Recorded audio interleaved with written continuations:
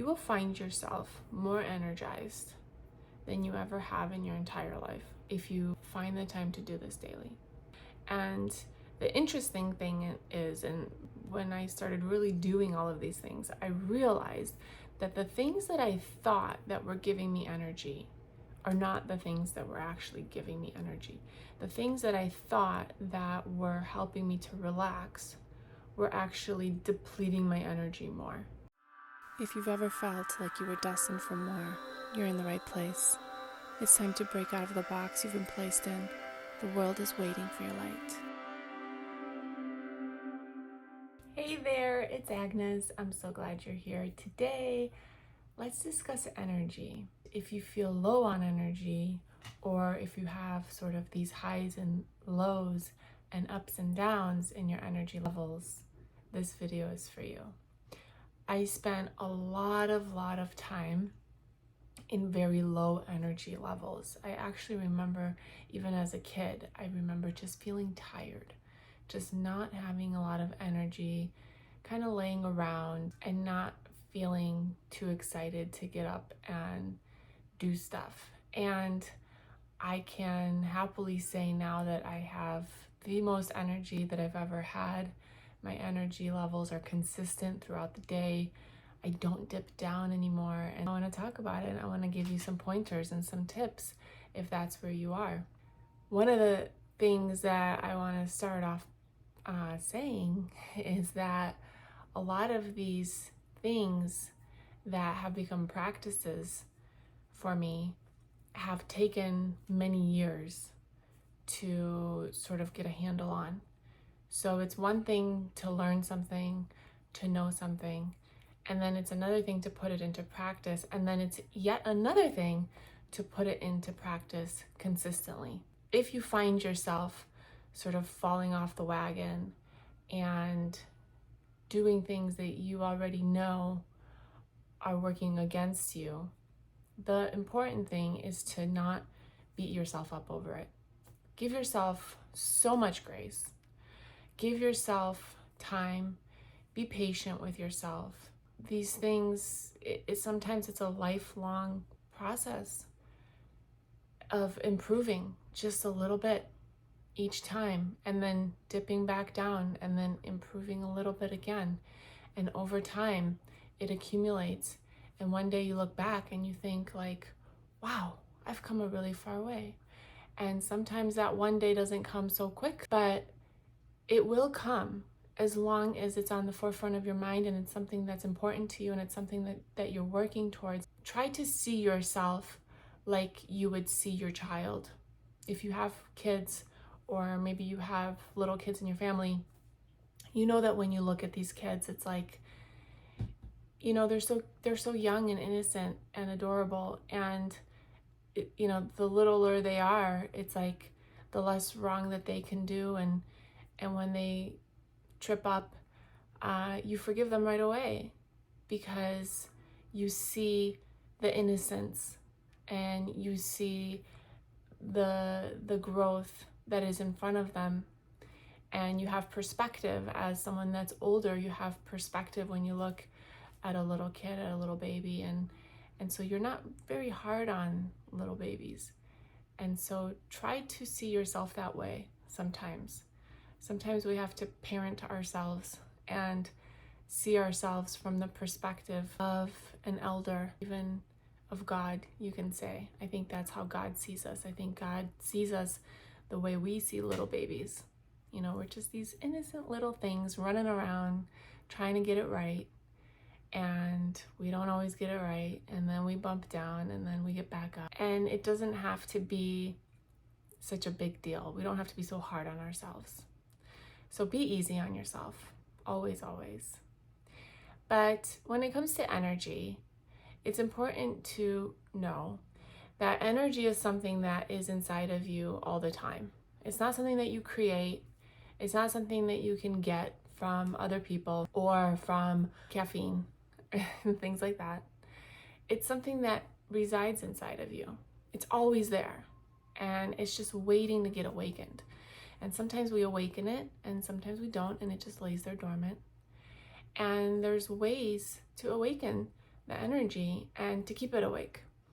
And one of those ways is to, and I know you might roll your eyes, but move your body. Start with 10 minutes, work your way up to 30 minutes, but really mindfully move your body and try to do it, if you can, first thing in the morning, midday, and in the evening, 3 times a day. And start off small, not everything all at once. One of the things that I used to do that wasn't really serving me, and maybe you'll find this as well for yourself, and with all of these things, you have to, like Art Jonak used to say, try it on like a jacket, try it on for size. Maybe it fits, maybe it doesn't. The things that I talk about are from my personal experience and the resources that I've studied, but it might not be the case for you. And so always try it on for yourself. Try it out and really pay attention. Really notice how you feel, what affects you, and make the change accordingly. And never get stuck on doing something because that's the way that you think that it needs to be done, or someone told you that it needs to be done, or that's the way you've always done it. Always be like a palm tree and be flexible. You know, palm trees are flexible.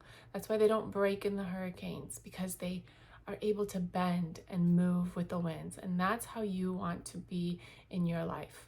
Flexible and ready to adjust and move and shift and make changes when things aren't serving you anymore.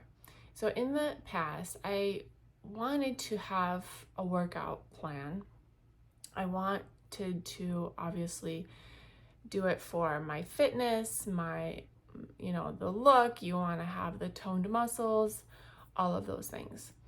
And I would do workouts that were like very intense because I wanted a great intense result. So I would do a big intense workout, and I would find that I would get through the workout, but then for the rest of the day, I was just like drained, no energy. And so then I would try to give myself rest days and maybe not work out every day. And a lot of times it was kind of like this, on the bandwagon, off the bandwagon, and kind of back and forth, and not able to really find this great consistent routine. And a lot of the workouts that I didn't really enjoy. For a long time, I tried to force myself to become a morning person, which I was not. And I tried to set my alarm at 5 a.m. because that's what all the great successful people do. And they get up at 5 and they run and they get their fitness in before everyone else, while everyone else is still sleeping. And I kind of followed this sort of hustle and grind kind of mentality, and it just wore me out. It did feel good to move, and it did feel good to run, and I did get like a runner's high, and I actually did enjoy running, but I was always dragging myself. It never actually became something that became a part of me, of who I am. It was just this constant dragging myself to do it and then beating myself up when I didn't do it. And when I stopped trying to force myself to be something that wasn't inherently natural for me, it became so much easier. So I started working out during the times of day where I actually felt my strongest. I actually paid attention to my day, to my week, to my month, to my year. And I asked myself, like, when do I feel the best? When do I feel strong? And then those were the hours and days of the week that I would go and do the workout. And it served me so much better. But then on top of that, and what I'm sort of integrating into my life now, is not so much focusing on these high intensity workouts, but trying to do little things more often throughout the day. So as I mentioned, morning, noon, and night, but like little things. So like in the morning, I might take a walk, and it might just be like a 20-minute, 30-minute, depending on how much time I have, could be up to an hour, but just a walk. And then I might do, like in the afternoon, I might do a little yoga stretch, just like a 15-minute yoga stretch. And then maybe another walk in the evening after dinner, with a couple of days here and there going to the gym, lifting some weights, but really listening to my body and moving because I know that my body wants to move. There are actually studies out there, and you can look this up, that show that exercise, movement, is more effective than antidepressant drugs, like across the board. So our body really craves movement. And if you think about our ancestors and how we've come to be and how we got here, it's like we were always on the move. We were always on the go. We didn't sit very much. And in our modern world, there's a lot of sitting. And especially now, more and more, because we're working remotely, we're working from our phones, we're working from our computers. So make it a point to get up and walk around. Even if you're checking emails on your phone or scrolling social media, make it a point to walk around your house as you're doing that instead of sitting. So just being mindful of getting movement throughout your day, getting your steps in, if that's something that you enjoy doing. I actually enjoy keeping track of my steps. It's kind of like a thing that inspires me to do more. But one of the things that I've gotten really good at over the years is asking my body what it needs. So when I'm feeling in a funk, when I'm feeling like I have no energy, I ask, what is it? What is it that I am doing or not doing? And I always, always, always get an answer. We all have a higher self that is constantly speaking to us through our thoughts and emotions. If it feels crummy, you gotta ask, what's going on? Because you should feel good. The whole point of everything is to feel good, is to find joy, to find contentment, to feel good every day. If you're spending a lot of days not feeling good, you really need to dig deep and ask the questions. So I asked myself, self, why am I feeling like this? What do I need to do to feel great? And the answer that came to me is start your day by moving your body. Do not start your day on your phone. Do not start your day checking social media, checking emails, checking messages. Start your day with movement. I said, okay, but I don't like to run in the morning. I don't feel my most energized in the morning. I can't get myself to the gym first thing when I open my eyes. I can, I don't want to, right? And the answer that came to me is Qigong. Try Qigong. So I looked it up on, I heard Qigong before, but I've never done it. And I looked it up on YouTube, of course, my go-to. And I found a couple of videos, and it's just movements. And it's a really great way to start your morning because it's just a movement. It's just flow. You kind of tap you tap like certain parts of your body, you flow, you move. It's much easier than yoga, but it gets the energy flowing instead of starting the day in a stagnant energy and starting the day like in a race. When you start your day, and I don't want to preach on this because I mean, you have to do it what you feel is perfect for you.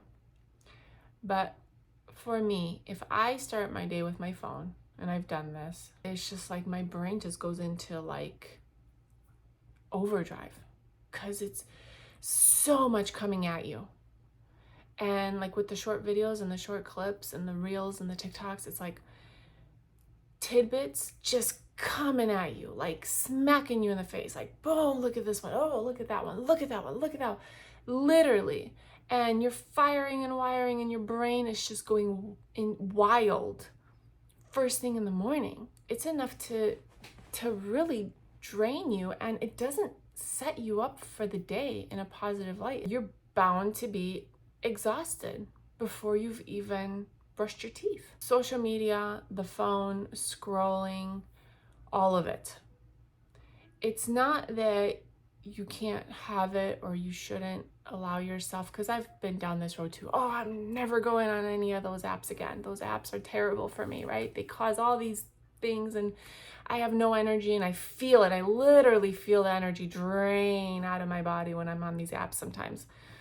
And I've gone down the road of done, never again, I'm off, and it's not realistic because in our day and age, life happens on these apps. And a lot of us are connected in different ways through these apps, through work, through friends, family. But consider it's like a glass of wine. It's okay to have, just maybe not first thing in the morning, right? And maybe not all day long. Make sure that you're using it for your benefit and that it's not using you, because it can quickly become a situation where it is absolutely using you and just sucking the life out of you. I know you've had this where you go into a doom scroll and you literally feel like you have no life inside of your body, and it's almost like you're not even conscious. You're completely unconscious and you're not noticing anything around you. Nothing else exists. It's like the lights are out. So being so mindful, and again, be so very gracious with yourself as you ease into a new habit. But if you keep going in the direction that you see yourself going, you'll get there eventually. Energy gets stuck, emotions get stuck, all of these things get physically stuck in our bodies. And so that's why things like qigong and yoga are so good, because it puts your body in these positions that literally and physically moves those emotions out. You don't want them stuck in there. You don't want them dwelling in there and then attaching themselves to your bones and your muscles, and then you have dis-ease and you have different things that can manifest themselves physically in your body. It all starts first with your emotions, your thoughts, and your feelings. So move those things out. Don't move to have the hot body, although you will if you do it. But just do it because your body needs it. Your higher self is asking you for it. That's why you feel so much better when you move, because your higher self is saying, yes, this is it. This is the way, this is the thing. And also, it will help you as you age. The more that you move, the more that you build your muscle mass, the more likely you are that as you age, you will be independent and you will be able to move and do all of the things that you're doing now, and that you won't be reliant on someone else doing them for you. Most people that end up physically unable to do things for themselves in older age, it has to do because they stopped moving at some point in their lives, started moving less and less and less, and the muscles deteriorate, the bones and everything else loses flexibility, and you're just unable to do it. And so if you wish to stay independent and you wish to stay healthy and strong, if you wish to live until you die, then you got to keep moving. I always say that, the idea is not to live forever. Sometimes when I talk about like natural modalities and essential oils and, all of the things that we do at home that are more natural, that are toxic free, and we try to eliminate chemicals from the home, and we try to live this clean lifestyle. And sometimes people will say, well, what do you think, you're going to live forever? Like everything, it kills you, right? One way or another, you're going to eventually die. And that is true. The idea is you want to live until you die. The idea is not to be dying for 20, 30 years. Many people in our modern society are dying for decades because they're not healthy. They're on a lot of different meds. They're on a lot of different unnatural things that are keeping them alive. But are they truly living? Are they independent? Are they happy, youthful, doing all of the things that they wish to be doing? That to me is the indicator of a life well lived, not so much the years that you're living, but the quality of how you're living out your later years. So moving your body, number one. Number two, give your mind some stillness. Your mind just desperately wants some stillness, some quiet. When you allow yourself to sit in quiet and in stillness, you are doing two things. One is you're opening the communication line with your higher self, with source energy, with God, with the all that is. It's all in the quiet. All the answers that you're seeking will come to you in the quiet.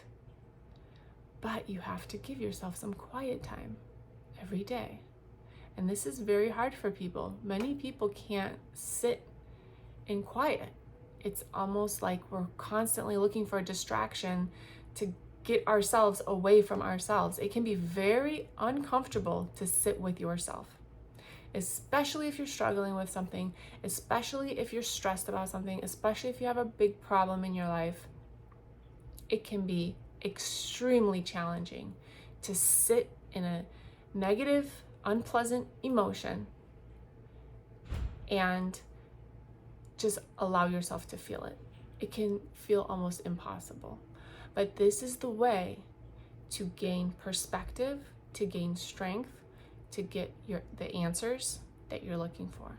Give yourself each day, start with 5 minutes, and you can work yourself up to about, I usually do 20 to 30, depending on the day. And if you can't find the time to sit down and really have like a meditative practice, you can incorporate it into sort of your everyday activities. So maybe when you're waiting in line, you're waiting for something, you're waiting for somebody, instead of pulling out your phone to scroll to pass the time, just sit in quiet for those couple of minutes. But if you can make it more of a mindfulness practice, this will serve you even more. And there are many different ways to meditate, and you can go down a rabbit hole to learn all these different techniques and things, and that may serve, I think it does serve many people to learn proper meditation techniques and things like that. But what's important and what's really helped for me is just sitting in a quiet room with my eyes closed or laying down, whatever's more comfortable, as long as you don't fall asleep. Naps are awesome, but naps do not equal meditation. So as long as you make that distinction. If you're falling asleep during your meditation, you probably have a lot of resistance inside of your body that's coming up for you, and it's just putting you to sleep, which is great. Take the nap. But know that that wasn't exactly the meditation practice. If you're falling asleep often, every time that you try to meditate, maybe don't do it on your bed. Maybe don't lay down on your bed, because your body is correlating the bed with sleep, and so it's falling asleep. Maybe do it on the sofa or sitting up, even standing up. But I like to lay down for my meditation. I just find that I can go deeper, because when I'm sitting, I often end up like my legs fall asleep and I don't feel comfortable in my back, and I end up sort of thinking about that and not getting deep into the meditation. So do it in any way that's best for you without falling asleep, and you can either be in silence or put some soft music on. I like the app called Insight Timer. They have different pre-recorded music things on there. You can also go to YouTube. YouTube has so many different musics and people playing the bowls and different instruments, or birds, nature sounds, whatever it is that's great for you. And then just listen to your breath. So you just breathe in, breathe out. And as thoughts come in, and they will, usually your mind will be absolutely racing the very first few times that you do it. It's okay. You just allow those thoughts to come and go like a wave in the ocean. Just come and go, observe the thought, but tell yourself, this is not the time to be thinking about this. We'll think about this later. And give yourself some thinking time, either before or after your meditation or some other time during the day. But you can say, we'll think about this later. Right now, this is my quiet time. This is my meditation time. And go back to listening to your breath and paying attention to your breath. And one other thing that's important during meditation is that you don't move. So if you have like a scratch, an itch, work yourself up to the place where you're perfectly still. Because every single time that you move your body, something fires in your brain. And what we want to do is quiet the mind as much as possible. So we want to reduce any of those firings off that are caused by movement. So a mantra that always helps me is I just think to myself, I have a body, but I am not my body. Whenever I have an itch, like let's say I have an itch here on my cheek, and I want to scratch it, and I'm in meditation, and then I just say to myself, I have a body, but I am not my body. I have a body, but I'm not my body. And when I say that to myself, the itch just melts away. It goes away. It's pretty cool. Work your way up to doing the full meditation time without moving. Don't worry so much about the thoughts. The thoughts are going to come and go, but always just come back to your breath. And do this again if you can, first thing in the morning. Your movement and your stillness. You will find yourself more energized than you ever have in your entire life if you find the time to do this daily. And the interesting thing is, and when I started really doing all of these things, I realized that the things that I thought that were giving me energy were actually depleting my energy more. Checking my phone when I just wanted to relax a minute actually drained it more. Even just going outside or even working like with my plants adds to my energy, doesn't deplete it, because I'm out in nature. This is why I love essential oils so much, because essential oils, I have one here. This is the essence of the plant. This is the oil of the plant right there in the bottle. It adds to my energy level. When I smell it, you know, I might go like put a drop on the palm of my hand like this. All of the goodness that comes from this plant, that comes from the ground that it was in, the sun that shined on it, is in this oil, and this is adding to my energy. Oils also have a very high frequency, so my personal frequency is lifted by being around and smelling the oil that is of high frequency. So that's one of the reasons why I love oils. But as I said before, all of that energy, it's already there within you. Imagine this scenario. Gosh, I can't think of the book where I read this. It was the same guy that wrote The Surrender Experiment. Untethered Soul? Something like that. He said, imagine this scenario that, you know, your girlfriend broke up with you, you're laying on the sofa, you're eating pizza, you're depressed, you haven't left your apartment for a week, you have no energy, the whole place is a mess, and you literally have no energy to move your body. And then all of a sudden she calls you and she says, I'm in your neighborhood, I've made a big mistake, I want to see you, I've changed my mind, I want to be with you, and I'm on my way, I'm coming over. So in that instant, your energy just went from floor, rock bottom, shot up through the roof. You're getting up, you're showering, you're cleaning the whole apartment. Think of when someone calls you unexpectedly, I'm coming over, what do? You clean your whole house. It's that energy that it was obviously there, but it got ignited with a thought, with an idea, with a knowing. And so that energy is always there, but it's our thoughts that cause us to feel depleted. Because when we're thinking about things that are in our past, we're thinking about all the things that are on our to-do list, we're thinking about things that are stressing us out, it's those thoughts that are depleting our energy. And in being exposed to so much media, that is depleting our energy. In the stagnant lifestyle and sitting, that is depleting our energy. And also nutrition. We also want to make sure that we are getting the nutrients that our body needs to have energy. Which reminds me, we have a 14-day reset that is starting May 13th. And you're welcome to join. I will link it up here in the video. But this reset is designed to help you with the two things that I talked about, the movement and the stillness, but also the nutrition.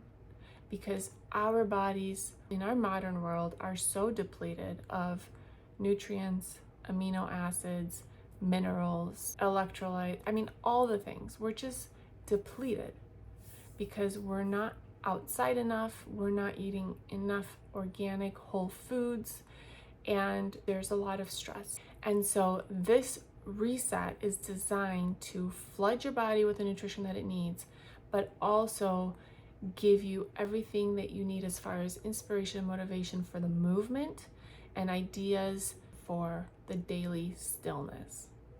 So that if you can incorporate all of these things into your daily routine, you can have a life-changing experience and really live the life that you're designed to live. Really, truly feel full, feel happy, feel joyful, feel like you have a sense of purpose. If you're not feeling that way now, know that it is absolutely possible for you. No matter what has happened in the past, no matter how many times you have tried in the past to make changes, it is possible for you right now. Every moment of every day is a new beginning. It's not just on the 1st of January. It's not just when the seasons change. It's not just on the equinox. It's not just on your birthday. We all have these pivotal moments where we say to ourselves, this is it. This is my fresh start. This is my new beginning. But you can actually achieve that any moment of every day. Every moment of every day is a new beginning. Everything that happened is in the past and doesn't matter. What matters is the choices that we make right now, moving forward, that can carry you into the future that you're dreaming of, that you're desiring. The only reason why you're thinking that there's something better is because there is. If there was nothing better for you, if there was no better feeling for you to have, you wouldn't desire it. You're desiring it because it is out there as a possibility for you. And all you have to do is open yourself up to it and receive it as the next step. And by believing that it's on its way, it is. And then just aligning your thoughts, your actions, and you can be well on your way quickly. It doesn't have to take a long time, as long as you stay aligned. So, if you wish to join the reset, I will link that up. Otherwise, if this resonates, as always, if you enjoy the topic, if you have ideas for other topics, comment. I want to hear from you. And little baby steps. I'm all about the little baby steps. Each day, a little bit better and a little bit better until one day you don't even recognize your life. You just look back and you just think, holy wow, I've come a long way. And you can, and you will. And I'm here for you, and I'm cheering you on. And I will see you in the next episode.